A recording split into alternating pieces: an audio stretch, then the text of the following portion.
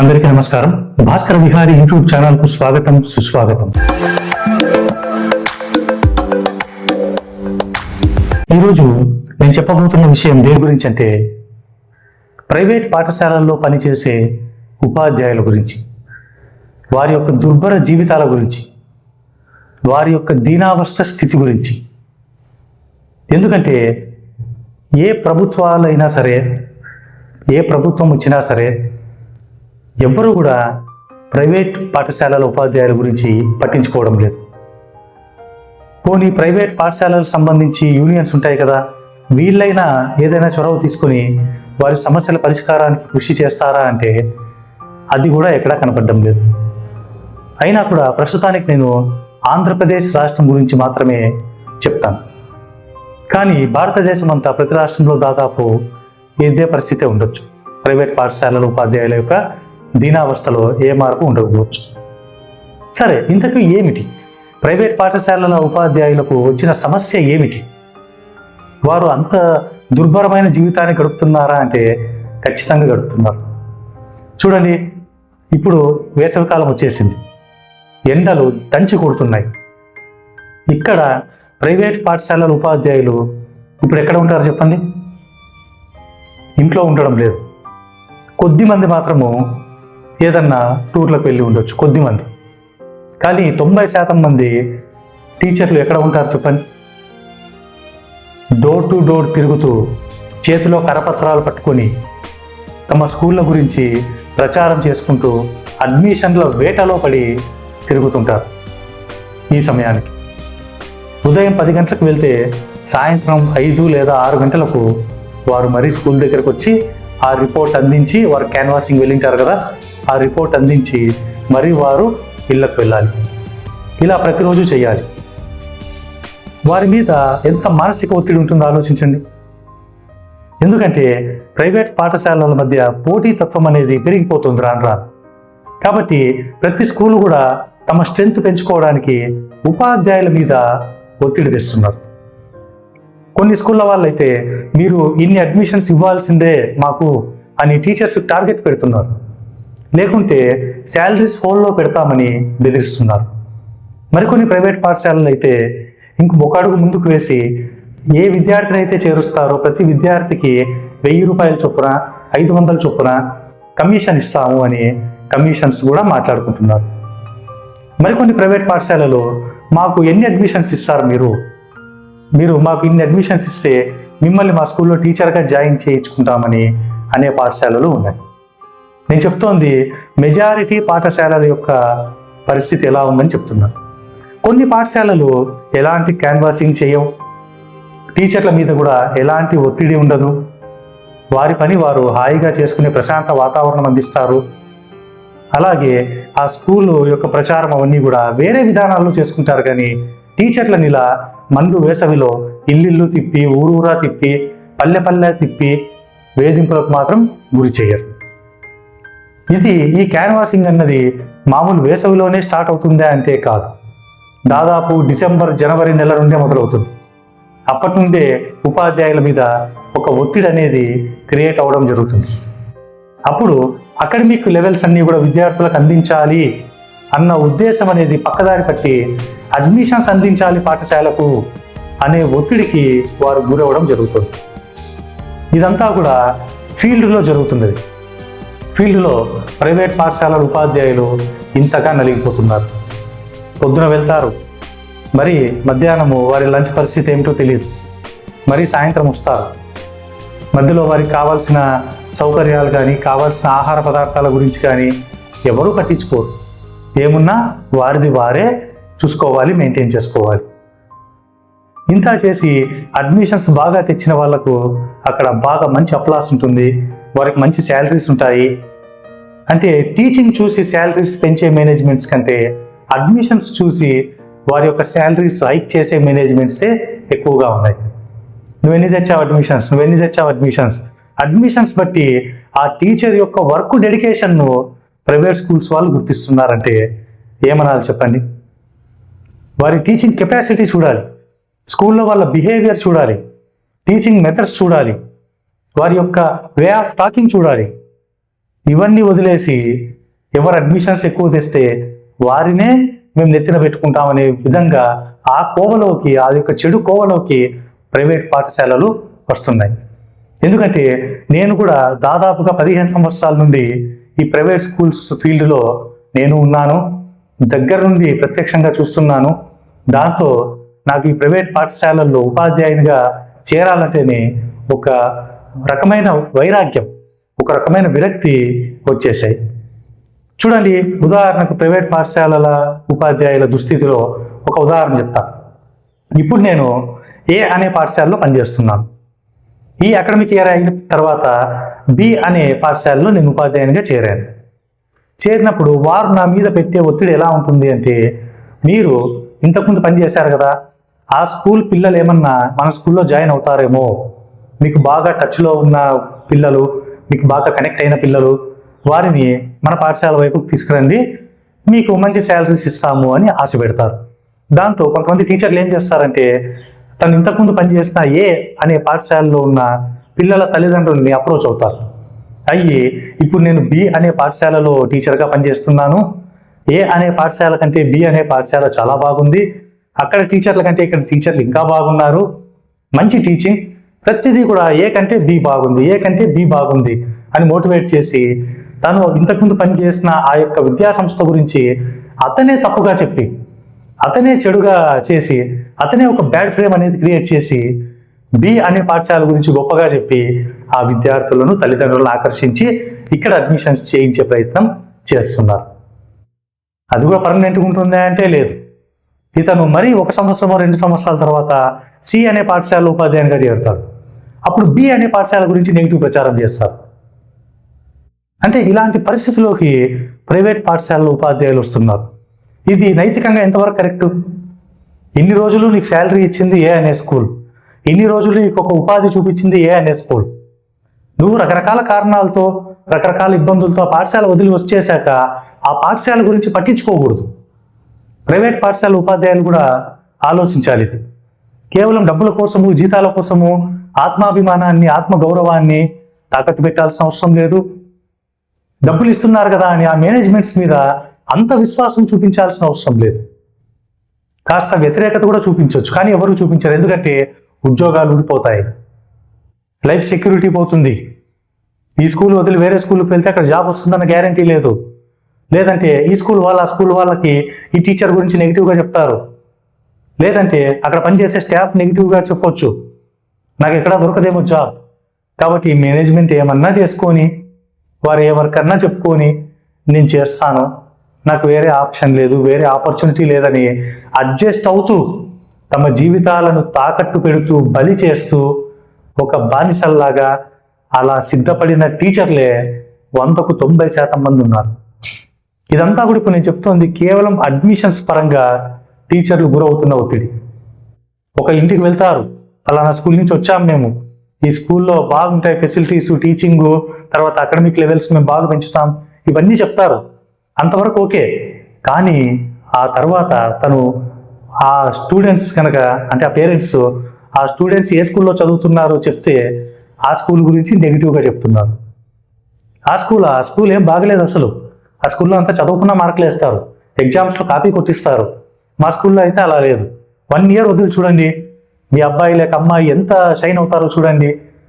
ఈ విధంగా ఒక అసత్యకరమైన మాటలు చెప్పి అడ్మిషన్స్ చేయించుకోవాలని చూస్తున్నారు. ఇది స్వతహాగా ఉపాధ్యాయుల నుంచి రావడం లేదు. మేనేజ్మెంట్ పెడుతున్న ఒత్తిడికి వీళ్ళు తలొగ్గి ఇలాంటి పనులు చేస్తున్నారు. సో ఎవరన్నా చేరొచ్చు, చేరకపోవచ్చు. చేరితే మేనేజ్మెంట్ నుంచి ఎలాంటి సమస్య లేదు. చేరకుంటే ఎందుకు చేరలేదు వాళ్ళు? మీరు సరిగ్గా మోటివేట్ చేయలేదు, మీరు సరిగ్గా చెప్పలేదు, మీరు సరిగ్గా అక్కడికి వెళ్ళలేదు, మీరు అసలు క్యాన్వాసింగ్ వెళ్ళలేదు అని ఇలా రకరకాల సాకులు చూపించి ఆ టీచర్లను బ్లేమ్ చేస్తూ వారి యొక్క వ్యక్తిత్వ హననానికి పాల్పడుతున్నారు. నేను ఇప్పుడు చెప్తోంది 100కు 90 పాఠశాలల పరిస్థితి. ఇంకా 10 పాఠశాలలు మాత్రం జెన్యూన్గా ఉంటాయి. అడ్మిషన్స్ విషయంలో అయినా, టీచర్స్ వర్క్ విషయంలో అయినా ఏ మాత్రం ఇన్వాల్వ్ కాకుండా ఒక నికాసైన మేనేజ్మెంట్ ఎలా ఉండాలో అలానే ఉంటారు. కానీ 90 పాఠశాలల పరిస్థితి, అక్కడ పనిచేస్తున్న ఉపాధ్యాయుల పరిస్థితి, అక్కడ చదువుతున్న విద్యార్థుల పరిస్థితి ఆ అకాడమిక్ లెవెల్స్ అన్నవి విద్యార్థులకు అందించడంలో ఉపాధ్యాయులు ఫెయిల్ అవుతున్నారు. ఎందుకంటే వారికి విద్యా బోధన అనే పనే కాకుండా పక్కన మిగతా ఎక్స్ట్రా యాక్టివిటీస్ అన్నవి ఎక్కువ అయిపోతున్నాయి. ఇప్పుడు నేను చెప్తోంది ఫీల్డ్లో అయిపోయింది. ఇప్పుడు స్కూల్లో కనీసం అంటే ఒక ఉపాధ్యాయునికి 8 పీరియడ్స్ ఉంటాయి ఒక రోజుకి, లేదు అన్న 6 పీరియడ్స్ అన్నా ఉంటాయి. మిగతా 2 పీరియడ్స్ అన్నా ఎక్కడన్నా లీజర్ దొరికి రెస్ట్ తీసుకుందామా అంటే ఆ అవకాశం ఉండదు. ఎక్కడన్నా ఏ క్లాస్ అన్నా టీచర్ రాకుంటే ఆ క్లాస్కి ఈ టీచర్ వెళ్ళాల్సిందే, ఆ క్లాస్ని టేకప్ చేయాల్సిందే. పోనీ ఇదన్నా ఇంతవరకన్నా బాగుందే అంటే మార్నింగ్ 9 to ఈవినింగ్ 4:30కి అయిపోతుంది. కానీ పిల్లలు వెళ్ళిపోయిన ఉపాధ్యాయులు అక్కడే ఉండాలి. వారికి మళ్ళీ స్టాఫ్ మీటింగ్ అన్నది పెట్టుకుంటారు. కొన్ని స్కూళ్ళ వాళ్ళు పెట్టుకుంటారు. అరగంట కాదు, గంట కాదు, గంటన్నర సేపు అయినా సరే మీటింగ్ పెడుతూనే ఉంటారు. చెప్పిన విషయాలే చెప్తుంటారు. టీచర్లను కార్నర్ చేస్తూనే ఉంటారు. ప్రతి విషయానికి టీచర్లను బలి చేస్తూనే ఉంటారు. అన్నిటికీ కారణం టీచర్లే. మంచి మార్కులు వస్తే మేనేజ్మెంట్ది బాధ్యత, రాకుంటే టీచర్లదే బాధ్యత అన్నట్లుగా వారి ప్రవర్తన అవుతుంది. సో టీచర్స్ ఇంటికి వెళ్ళేసరికి దాదాపుగా సాయంత్రం 7 గంటల టైం అవుతుంది. ఇంకా కొన్ని స్కూల్స్లో దాదాపు అన్ని స్కూల్స్లో కూడా ట్యూషన్స్ అన్న ఉంటాయి సాయంత్రం. ఆ ట్యూషన్స్ 7:30 to 8 వరకు ఉంటాయి దాదాపు. ఆ 8 o'clock అయిపోయాక అప్పుడు టీచర్స్ ఇంటికి వెళ్ళాలి. అప్పుడు మిగతా తన యొక్క ప్రైవేట్ లైఫ్ అన్నది ఎలా గడుపుతాడో ఆలోచించండి. జెంట్స్ అయినా లేడీ టీచర్స్ అయినా వారికి కూడా ఒక ఫ్యామిలీ ఉంటుంది కదా, వారికి బాధ్యతలు ఉంటాయి, వారికి పనులు ఉంటాయి. ఇవన్నీ కూడా వారు ఇంటికి పోయాక ఆ ఉన్న కాస్త టైంలో చేసుకోవాలి. ఫ్యామిలీతో ఎలా టైం స్పెండ్ చేయడానికి వాళ్ళకి ఎనర్జీ వస్తుంది చెప్పండి. తమ పిల్లలతోనే ఆ పిల్లల గురించి పట్టించుకునేకి ఆ యొక్క ఓపిక ఎక్కడి నుంచి వస్తుంది చెప్పండి. ఎంతసేపు స్కూల్ స్కూల్ స్కూల్, మరి భోంచేయడం, పడుకోవడం, మరి పొద్దున్న లేయడం, స్కూల్కి రెడీ అవ్వడం, క్యారియర్ తీసుకోవడం, మళ్ళీ వచ్చేయడం. 5 నిమిషాలు లేట్ అయినా కొన్ని స్కూల్స్ ఒప్పుకో, 1 నిమిషం లేట్ అయినా కొన్ని స్కూల్స్ ఒప్పుకో. ఆ రోజు లేట్ అని చెప్పి రాసేస్తారు. 1 day శాలరీ కట్ చేసేసి స్కూల్స్ కూడా ఉన్నాయి. ఆ సీన్స్ కూడా మనం చూడొచ్చు. ఇవన్నీ కూడా ఆ ఫీల్డ్లో ఉండి నేను చూశాను కాబట్టి ఇంత స్పష్టంగా చెప్పగలుగుతున్నాను. కానీ వీటిని అపోజ్ చేయాలంటే టీచర్స్ ఎవరూ చేయలేరు. అక్కడ పని చేస్తున్న వాళ్ళు అస్సలు నోరెత్తలేరు. ఎందుకు అంటే అలా ఎత్తితే వారికి జాబ్ పోతుంది కాబట్టి వారు ఆ తొక్కుడుకు అలవాటు పడిపోయి ఉంటారు. అందుకు పాపం ఆ మేనేజ్మెంట్ ఏ పని చెప్పినా కూడా సరే సార్, సరే మేడం, చేస్తాం మేడం, రేపు చేస్తాం మేడం, సాయంత్రం అయిపోతుంది మేడం అని చెప్పి చేస్తాం. ఇంకా టీచింగ్, ఒక టీచర్ యాక్టివ్గా, పర్ఫెక్ట్గా, ఉత్సాహంగా ఉండాల్సిన క్లాస్ రూమ్లో కూడా టీచర్స్ డీలా పడిపోతున్నారు. టీచింగ్ జరుగుతుంటుంది, కింద ఆఫీస్ రూమ్ నుంచి ఫోన్ వస్తుంది, రండి కిందికి అని. ఏదో ఒక వర్క్ పేరెంట్స్ ఫీజెస్ కలెక్ట్ చేయకుండా, పేరెంట్స్ ఫీజెస్ కట్టకున్నా కూడా అది కూడా ఉపాధ్యాయుల మీదే వేస్తారు. మీకు శాలరీస్ వద్దా, మీకు శాలరీస్ కావాలంటే మీరు ఫీజులు కట్టించండి, పేరెంట్స్కి ఫోన్ చేయండి అని ఫోన్ ఫాలో అప్లు చేపిస్తారు, ఫీజు ఫాలో అప్లు చేపిస్తారు. ఆ స్టూడెంట్ రాకుంటే ఆ స్టూడెంట్స్కి, ఆబ్సెంట్ అయిన స్టూడెంట్స్కి కాల్స్ చేయాలి. హోంవర్క్లు ఇచ్చిన తర్వాత సాయంత్రం మరి హోంవర్క్స్ వాళ్ళు చేసినారా లేదా, ఇంట్లో ఏం చేస్తున్నారు అవన్నీ మరి ఫోన్ చేసి పేరెంట్స్ని కనుక్కోవాలి. ఆ హోంవర్క్లు చేసిన ఫోటోలు పెట్టమనాలి, అవన్నీ మేనేజ్మెంట్కి వాట్సాప్ చేయాలి. అంతేకాకుండా ఒక పక్క అడ్మిషన్స్ది, ఒక పక్క ఫీజెస్ది, మరో పక్క సిలబస్ కంప్లీట్ చేయాలి, ఇంకో పక్క లీజర్స్ లేదు, శారీరక శ్రమ, క్లాస్ రూమ్లో నిలబడే ఉండాలి టీచర్. కొన్ని స్కూల్స్లో అయితే చైర్స్ కూడా ఉండవు కనీసం. స్టాఫ్ రూమ్ లేని స్కూల్స్ ఎన్నో ఉన్నాయి, స్టాఫ్ రూమ్స్ కూడా లేవు. మరి ఈ స్టాఫ్ రూమ్స్ అన్నవి ఎందుకో మనకు తెలుసు కదా, టీచర్లు పడుకోవడానికే. అలసిపోయి వస్తారు, క్లాస్లో టీచింగ్ చేసి, ఆ క్లాస్ రూమ్ మేనేజ్మెంట్ చేసి కాస్త రిలాక్స్ అవుతారని స్టాఫ్ రూమ్స్. అలాగే వాళ్ళ యొక్క టెక్స్ట్ బుక్స్ కానీ, ఇంకా సమ్ బుక్స్ కానీ, ఎగ్జామ్ పేపర్స్ కానీ పెట్టుకోవడానికి. కానీ ఆ స్టాఫ్ రూమ్స్ ప్రొవైడ్ చేయని స్కూల్స్ ఎన్నో ఉన్నాయి. టీచర్లు కూర్చోవడానికి కుర్చీలు లేని స్కూల్స్ ఎన్నో ఉన్నాయి. ఇదంతా ఎలా జరుగుతోంది? ఒక చైన్ సిస్టంలా జరుగుతోంది. ఒక స్కూల్ని చూసి ఇంకొక స్కూల్, ఒక స్కూల్ని చూసి ఇంకొక school. 10 years back private schools ఇలా లేవు, ఎవరి స్కూల్ పని వారు చేసుకునేవాళ్ళు. ఇప్పుడు అలా లేదు. వీటితోనే సతమతం అవుతుంటే మరి activities, weekly activities, monthly activities, మరి పండగలు వస్తే, ఎవరన్నా ముఖ్య నాయకులు, ముఖ్యమైన వ్యక్తుల బర్త్డేలు వస్తే ఆ ప్రోగ్రామ్స్ కండక్ట్ చేయడం, వీటన్నిటికీ కూడా నేను చెప్పేది ఏమంటే ప్రైవేట్ స్కూల్స్ వాళ్ళకి ఒక సిస్టమ్ ప్రకారం మనం చేయాలి. అంటే ఇప్పుడు క్లాస్ రూమ్ మేనేజ్మెంట్ మొత్తం టీచర్స్కే వదిలేయాలి. Phone follow up, fees follow up, admissions వాటికే కొంతమంది వర్కర్స్ని అంతే స్టాఫ్ని పెట్టుకోవాలి, నాన్ టీచింగ్ స్టాఫ్.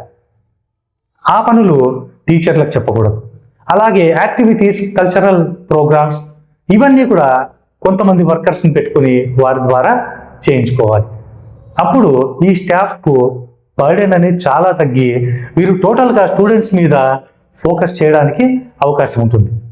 అలా కాకుండా మొత్తం అడ్మిషన్స్ది, సిలబస్ది, ఎగ్జామ్స్ది, కరెక్షన్స్ది, యాక్టివిటీస్ది, ఇవి కాకుండా మళ్ళీ కల్చరల్ ప్రోగ్రామ్స్ది, ఇంకా కొన్ని స్కూల్స్లో అయితే టెక్స్ట్ బుక్స్వి, నోట్ బుక్స్వి, యూనిఫామ్వి, టై, బెల్ట్, ఈ డ్యూటీస్ కూడా టీచర్లకే అప్పచెప్తున్నారు. ఇది కూడా మీరే చూసుకోండి. ఏముంది సార్, ఓ 10 minutes చేయండి అంతే, ఓ 15 minutes చేయండి అంతే. స్కూల్లో బుక్స్ అమ్మే డ్యూటీస్ కూడా టీచర్స్కి అప్పచెప్తున్నారు. కాబట్టి ఇప్పుడు నేను చెప్తున్నవన్నీ ఏ స్కూల్స్లో జరగడం లేదో ఆ స్కూల్లో వాళ్ళకి నిజంగా చేతులెత్తి నమస్కారం చెప్తున్నా, ధన్యవాదాలు తెలుపుకుంటున్నా. అలాంటి స్కూళ్ళకి నిజంగా మనస్ఫూర్తిగా అభినందనలు తెలుపుతున్నాను. ఎందుకంటే వారు నిజంగా టీచర్లని అర్థం చేసుకున్న వాళ్ళు. కానీ ఆ 90 స్కూళ్ళ వాళ్ళు మాత్రము అస్సలు అర్థం చేసుకోని వాళ్ళు. ఆ మానసిక ఒత్తిడి భరించలేక కుటుంబ పోషణను అలాగని వదిలేయలేరు కదా. జీతం డబ్బులు వస్తేనే కదా కుటుంబాన్ని పోషించుకునేది. కాబట్టి అలాగే కుటుంబానికి, స్కూల్కి మధ్యలో ఉపాధ్యాయుడు లేక ఉపాధ్యాయురాలు నలిగిపోతున్నారు, నరకం చూస్తున్నారు. సరే, ఇవన్నీ జరుగుతున్నా కూడా ఆయా పరిధిలో ఉన్న ఎంఈఓలైనా, డిఈఓలైనా, విద్యాశాఖ అయినా ఎవరైనా ఎప్పుడన్నా వీళ్ళ గురించి మాట్లాడారా? వీళ్ళ సమస్యల గురించి పట్టించుకున్నారా? కనీసం ప్రైవేట్ పాఠశాలల యూనియన్లు కానీ, ఆ సంఘాలు కానీ, అసలు ఆ సంఘాలు అవి ఎక్కడ ఉన్నాయి? ఇప్పుడు మాదే అనంతపురం జిల్లా. ప్రైవేట్ పాఠశాలల ఆ కమిటీలు కావచ్చు, ఆ యూనియన్ కావచ్చు, అనంతపురంలో ఎక్కడుందో నాకే తెలియదు. ఒకవేళ తెలిసినా అది ఎవరు హెడ్, వారు ఇంతకీ వారి యాక్టివిటీస్ ఏమి, వారి రెస్పాన్సిబిలిటీస్ ఏమన్నది కూడా తెలియదు. అంటే వారికి బాధ్యత లేదా? ప్రభుత్వానికి బాధ్యత లేదా? ఎంఈఓలు, డిఈఓలకు బాధ్యత లేదా? ఇలా క్యాన్వాసులు తిప్పకండి అని చెప్పి స్ట్రిక్ట్గా రూల్స్ ఫాలో చేయమని చెప్పండి. అలా చేస్తే వాళ్ళకి లక్షల్లో ఫైన్ వేయండి. ఎవరైతే క్యాన్వాసులకు అలా తిప్పుతారో వాళ్ళకి లక్షల్లో ఫైన్ వేయండి. లేదంటే ఒక లిమిట్ టైం పెట్టండి. అదో 10 రోజులు చేయండి, 15 రోజులు చేయండి అని చెప్పండి. అలా అయినా కూడా టీచర్లు చేస్తారు. కానీ డిసెంబర్ నుంచి, జనవరి నుంచి స్కూల్ అవర్స్లో క్యాన్వాసింగే, స్కూల్ అవర్స్ అయిపోయిన తర్వాత క్యాన్వాసింగే, మార్నింగ్ క్యాన్వాసింగే, హాలిడేస్లో క్యాన్వాసింగే. ఇలా తిరిగి తిరిగి తిరిగి ప్రైవేటు పాఠశాలల ఉపాధ్యాయులు నలిగిపోతున్నారు, నరకం చూస్తున్నారు. కానీ వారి యొక్క బాధ ఎవ్వరికీ పట్టదు. విద్యాశాఖకు పట్టదు, ఆ శాఖ అధికారులకు పట్టదు, ఆ మంత్రికి పట్టదు, కలెక్టర్ గారికి పట్టదు, యూనియన్లకు పట్టదు. చిన్న చిన్న యూనియన్లు చిన్న చిన్న పనులు చేసే వాళ్ళు కూడా ఒక సంఘటితంగా ఉండి వారు ఏదన్నా కష్టం వస్తే, ఆపద వస్తే, ఏదన్నా సమస్య వస్తే వారు ఒక వ్యతిరేకత చూపిస్తారు ప్రభుత్వానికి. వ్యతిరేకత చూపించి ఆ సమస్యల్లో కొన్నైనా వాళ్ళు పరిష్కారాలు అనేవి పొందుతారు. కానీ ఇక్కడ ఇన్ని లక్షల మంది పనిచేస్తున్నారు ప్రైవేట్ పాఠశాలల్లో. సంవత్సరము ఒక్కొక్క స్కూల్ పుట్టగొడుగులా పుట్టుకొస్తూనే ఉంది.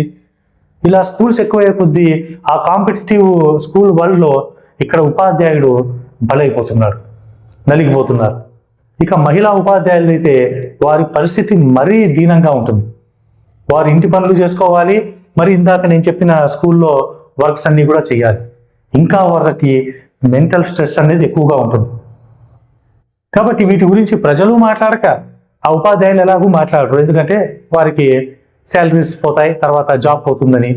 కనీసం యూనియన్ వాళ్ళన్నా దయచేసి పట్టించుకోండి ఇలాంటి టీచర్స్ని. విద్యాశాఖ అధికారులైనా పట్టించుకోండి. నెలకు ఒకసారి ఒక స్కూల్ విజిట్ చేయండి, ప్రైవేట్ స్కూల్స్. అక్కడ టీచర్ల కష్టాలేమో ఇండివిజువల్గా పిలిచి ఒక రూమ్లో ఒక్కో టీచర్కి ఒక 2 minutes టైం ఇచ్చి వారి యొక్క కష్టాలు కనుక్కొని వాటిని తీర్చే ప్రయత్నం చేయండి. ఆ టీచర్ వివరాలు గోప్యంగా ఉంచి క్యాన్వాసింగ్లు కొద్దిగా అరికట్టండి ఈ పోటీ ప్రపంచంలో. తర్వాత వారికి ఏం సమస్యలు ఉన్నాయో తెలుసుకునే ప్రయత్నం చేయండి, తెలుసుకుని వాటిని పరిష్కరించే ప్రయత్నం చేయండి. ఆ స్కూల్ మేనేజ్మెంట్స్కి కూడా ఈ టీచర్లకు సంబంధించి గైడ్లైన్స్ ఇష్యూస్ చేయండి. మీరు ఇలా ఉండండి టీచర్ల పట్ల, వాళ్ళ శాలరీస్ పట్ల. కొన్ని స్కూళ్ళల్లో ఎంత దారుణంగా ఉంది పరిస్థితి అంటే 5,000 రూపాయలు 3,000 రూపాయలకు కూడా ఉపాధ్యాయ వృత్తిని ఎంచుకొని చేస్తున్న వాళ్ళు ఉన్నారు. అలాగే చాలా స్కూల్స్లో క్వాలిఫైడ్ టీచర్స్ కూడా ఉండడం లేదు. అంటే ఒకవేళ క్వాలిఫై కాకుండా వారికి టీచింగ్ ఎబిలిటీ ఉండి, ఆ కెపాసిటీ ఉండి బాగా టీచింగ్ చేస్తుంటే నో ప్రాబ్లం. కానీ అలా చేయకోకుండా ఉంటే వారి కింద చదివే పిల్లల భవిష్యత్తు ఏమిటి, ఆ పిల్లల పరిస్థితి ఏమిటి? కాబట్టి ఇలా ప్రైవేట్ స్కూల్స్లో, ప్రైవేటు టీచర్స్లో చాలా ఇష్యూస్ ఉన్నాయి, చాలా సమస్యలు ఉన్నాయి. వీటి గురించి ఎవరూ ప్రశ్నించడానికి గొంతెత్తడం లేదు, పరిష్కరించడానికి అస్సలు ఆసక్తి చూపడం లేదు. మీ చావు మీరు చావండి అని వదిలేసినట్టుగానే నాకు అనిపిస్తుంది. నేను కూడా ప్రైవేట్ పాఠశాలలో పనిచేసిన ఒక ఉపాధ్యాయునిగా ఇక నా ఆవేదనను అన్ని లక్షల మంది ప్రైవేట్ పాఠశాల ఉపాధ్యాయుల తరపున నేనన్నా నా గొంతుకను విప్పుదాం మీ ముందరా అని, అందుకే ఈ వీడియో ద్వారా మీ ముందుకు వచ్చాను. కాబట్టి పేరెంట్స్ కూడా ఆలోచించండి. ఎందుకంటే పేరెంట్స్ కూడా చాలామంది ప్రైవేట్ పాఠశాల ఉపాధ్యాయుల్ని తప్పుపడతారు, వారి మీదే దాడికి దిగుతారు. కానీ వారి పరిస్థితి కూడా మీరు అర్థం చేసుకోండి. ఏదున్నా మంచి మాటలతో, శాంతిపూర్వకంగా, సామరస్యపూర్వకంగా, మంచి వాతావరణంలోనే మనం మాట్లాడుకొని పరిష్కరించుకోవాలి. దాడులు చేసి, అటాక్ చేసి వాటి వల్ల మనం సాధించేది ఏం లేదు. కాబట్టి మీకు కూడా రైట్ ఉంది, పేరెంట్స్కి, మేనేజ్మెంట్స్ని ప్రశ్నించాల్సిన రైట్. కానీ ఎవ్వరూ కూడా నిమ్మకు నీరు ఎత్తినట్టుగా ప్రశాంతంగా ఉన్నారు, ఎవ్వరూ ఏది పట్టించుకోకుండా. కాబట్టి ఈ వ్యవస్థ మారాలి, లేకపోతే ఇది మరింతగా తీవ్ర రూపం దాల్చే అవకాశం ఉంది. ప్రైవేట్ పాఠశాల ఉపాధ్యాయులు అలాగే ఉపాధ్యాయులు వారి యొక్క ఈ సమస్యలను కనీసం వారన్నా గోప్యంగా కలెక్టర్ల దృష్టికి, లేదంటే విద్యాశాఖ దృష్టికి, మంత్రి గారి దృష్టికి, ప్రైవేట్ పాఠశాల యూనియన్ దృష్టికి తేవాలి.